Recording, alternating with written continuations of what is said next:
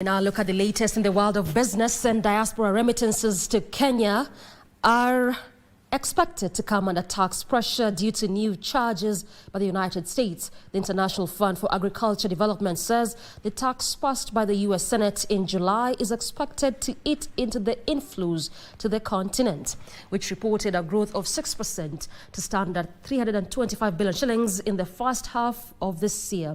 IFAD has established a 2 billion shillings facility to ease the effects of the increased remittance taxation by the United States in Kenya.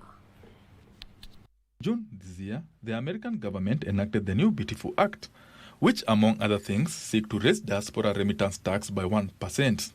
The new rates add to the 6% payment fees paid to the remittance service providers, like banks and money transfer apps.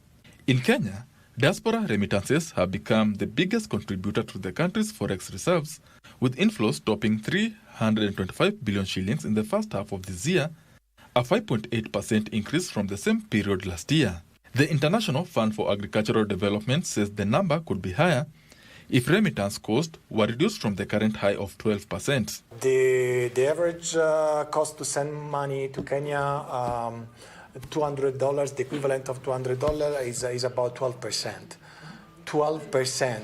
But this average is highly skewed by the cost to send money from Tanzania to Kenya. IFAD plans to reduce the remittance cost to at least 3% in the next 5 years through a 2 billion shillings fund that will, among other services, increase digital solutions for sending and receiving remittance money.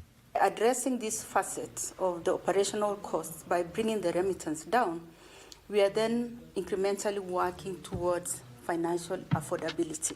The Agricultural Development Agency is urging the diaspora community to tap into the fund to offset the effects of increased remittance taxation by the U.S. government. There will be an impact in terms of cost. The cost will be increased, number one. And the second impact that we believe that might be triggered by this, it's that people will be using informal means of sending money home. Lenders have also been encouraged to create products that will attract more investment from the Kenyan diaspora. The best solutions in the market are those ones that are crafted by the shareholders, where we all sit in the room and we say, does it work? Benson Rioba reporting for Prime Edition.